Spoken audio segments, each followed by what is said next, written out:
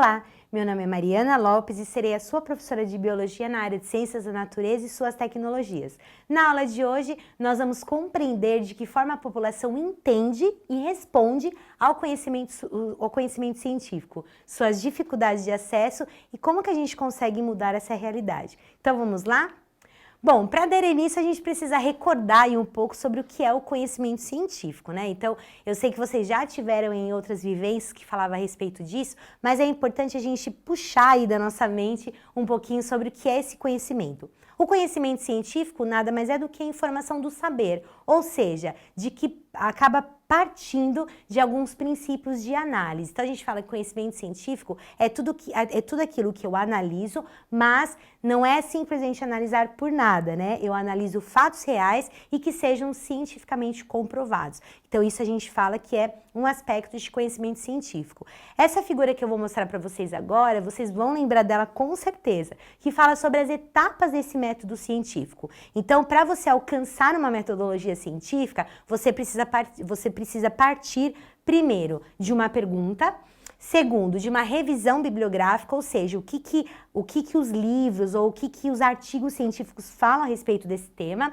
Terceiro, formular uma hipótese, lembrando que essa hipótese, ela vai ser ou rejeitada ou ela vai ser caracterizada como hipótese, ok?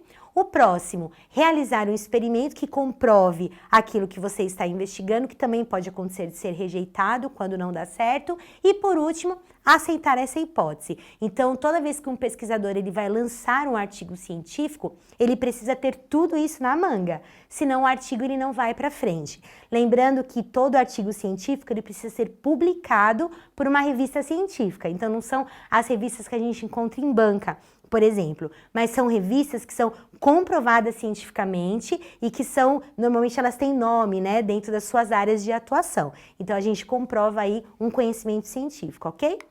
Bom, recordando isso, né, lembrando aí do que é esse conhecimento científico, a gente começa a perceber que quando a gente fala de conhecimento científico e população, a gente tem uma palavrinha entre essas duas coisas que é chamada de senso comum. Ou seja, senso comum a gente fala que são as famosas crendices populares, as ideias, né, conceitos que são transmitidos aí ao longo das gerações, né? Então a gente fala que é a herança que a gente carrega. Então, dentro dessa discussão que a gente vai fazer hoje, você tem esse pedacinho do senso comum. Lembrando que quando a gente fala do senso comum, a gente não leva um questionamento, né? Ou seja, apenas determina o motivo, mas não traça um caminho, né? Então, o senso comum, ele não te dá uma conclusão, né? Normalmente a gente acaba falando, mas assim, não tem como você explicar e falar, não, é por causa disso. Então, por isso que a gente fala que é o meio aí que a gente tem do conhecimento científico com a população. Alguns exemplos de senso comum para vocês lembrarem e entenderem. Eu sei que eu vou dar esses 3 e que vai vir milhares na cabeça de vocês, né? Do que mãe fala, ou avó, ou bisavó. Então, são várias coisas que a gente escuta aí ao longo da nossa vida. Então, um deles, em time que está ganhando, não se mexe. Segundo, ameixa e mamão ajudam a regular o intestino. Terceiro, chá de boldo cura problemas no fígado. Então, são frases que a gente vai escutando. Se a gente olhar as 3, você não tem uma certeza científica. Então, por exemplo, em time que em time que está ganhando não se mexe. Não necessariamente, né, gente? Às vezes eles estão indo bem, mas se você coloca o mesmo time para um próximo jogo, às vezes dá tudo errado. Porque não envolve só o aspecto físico do jogo, mas envolve também o aspecto mental, né? O aspecto emocional. Então, não necessariamente toda vez isso acontece.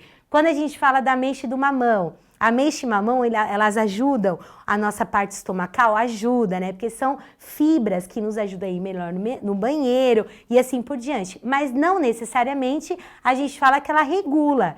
Então, se às vezes a pessoa tem alguma outra deficiência na parte do intestino, a ameixa e mamão não vai ajudar, né? Então, só alguns medicamentos que podem entrar com uma atuação certa. E o último, chá de boldo cura problemas de fígado, não todos, né? Então, quando você lê uma frase dessa, você fala, tudo bem, só pega lá um chazinho de boldo que já tá ótimo. Não, necessariamente. Às vezes a pessoa tá com uma inflamação muito grande no fígado ou alguma doença mesmo hepática e aí o chá de boldo não vai adiantar. Então são algumas frases clichês aí que a gente escuta sobre senso comum. E eu tenho certeza que você já lembrou aí de várias.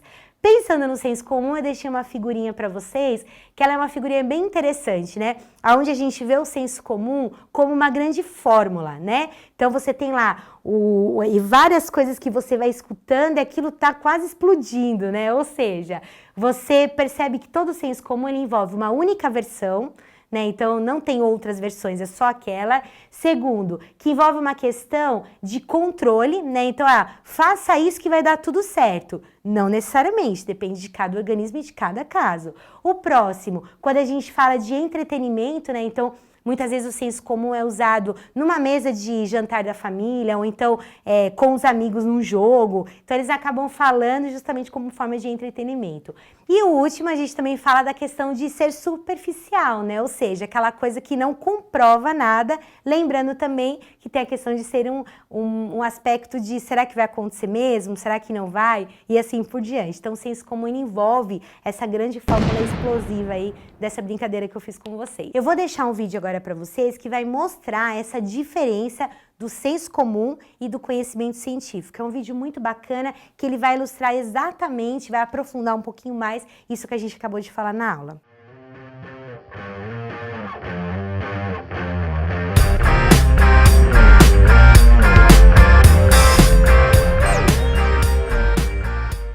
Olá, eu sou o Marcos Ramon e nesse vídeo eu vou falar sobre senso comum e conhecimento científico. A ideia aqui é apresentar a distinção entre essas duas coisas, mostrar que o senso comum não é necessariamente uma coisa ruim, mas mostrar também que o conhecimento científico tem características muito peculiares que fazem com que a ciência seja, de fato, algo confiável, alguma coisa que a gente deva levar em consideração. Talvez uma primeira coisa aqui seja entender elementos que se relacionam com o senso comum. Por exemplo, o senso comum é muito presente nas crenças. Quando alguém tem uma superstição, por exemplo, certamente você conhece a superstição que fala que se passar um gato preto na sua frente, você vai ter má sorte, alguma coisa assim. O senso comum também ele não é crítico. Muitas coisas que a gente vê, que a gente lê na internet, acabam levando a gente para uma impressão errada sobre aquilo que a gente deveria entender em relação a algum assunto, e isso é uma marca também do senso comum. O senso comum também é espontâneo.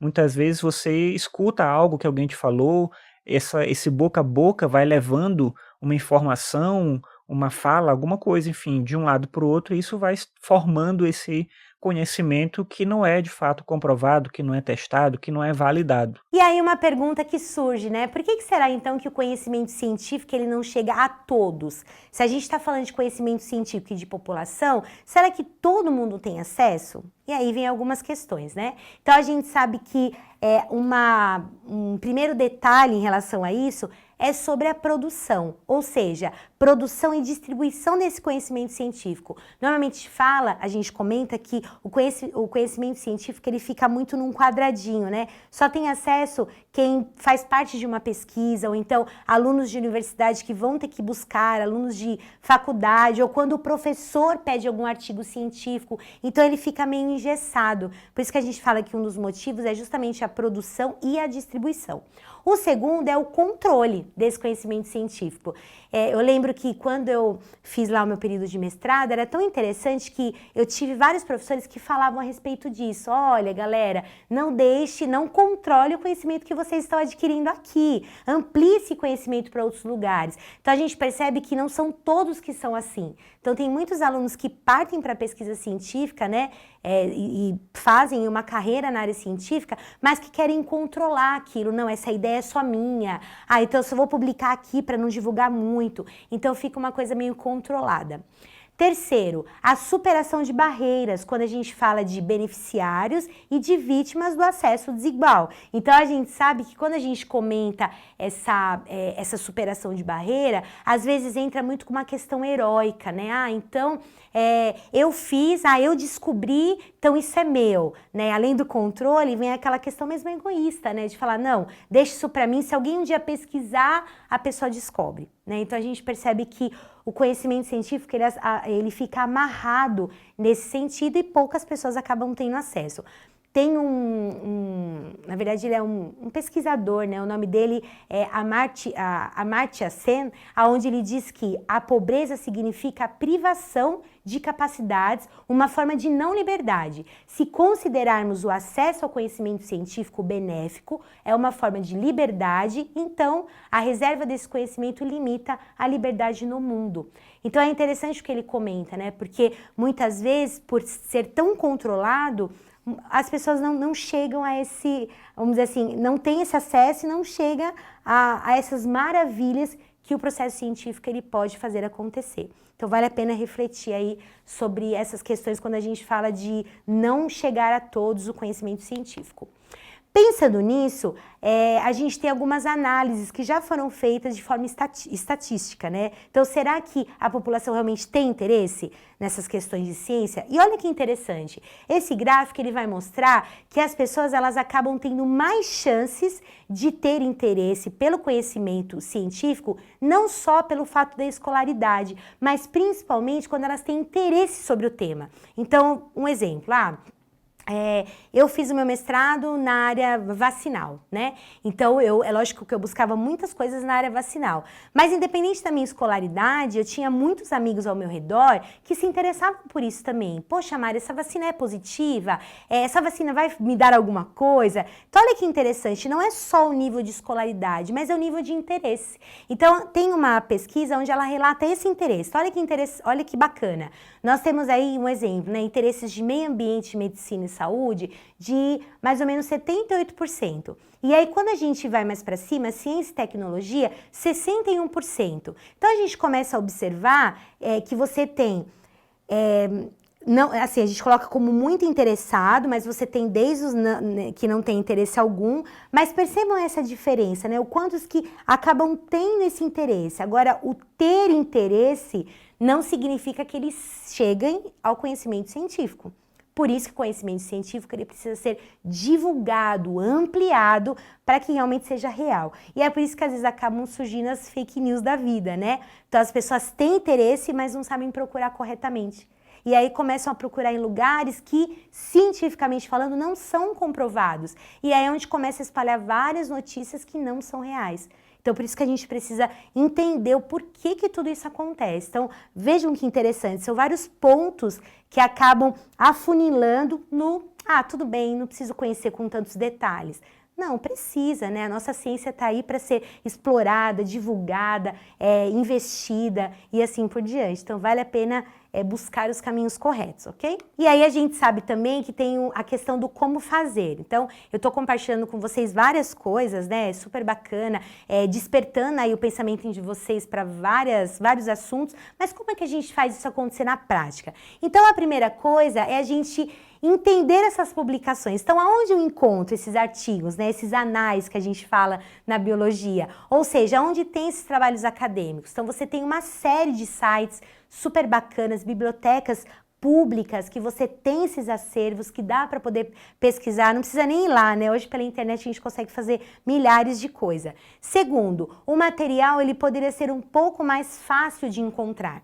Então, hoje a gente tem várias, por exemplo, bibliotecas virtuais que trazem esse artigo científico, né? Então, você tem a da USP, que é o Dédalus, você tem o próprio CNPq, que é justamente o que envolve a ciência aí brasileira, principalmente no estado de São Paulo. Então, são lugares pontuais que você consegue ter acesso melhor a essa informação.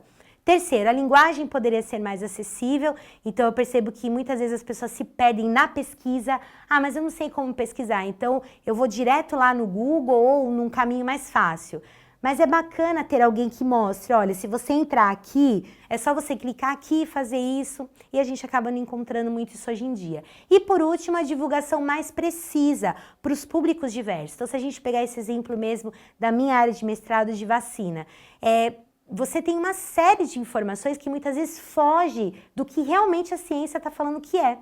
E aí você começa a perceber que você tem vários lugares de pesquisa que não são cientificamente comprovadas e quando a pessoa tenta procurar alguma coisa mais assertiva, ela se perde na pesquisa, né? Então, se a divulgação fosse muito melhor, o acesso seria mais interessante. Então, eu queria deixar uma frase para vocês que diz que é de conhecimento científico o fato de sermos formados de energia, nós e tudo ao nosso redor. E nós sabemos que a energia, ela nunca morre, né? Então, não percam a energia e a vontade de fazer pesquisas que sejam adequadas e dentro de um aspecto de conhecimento científico certo, né?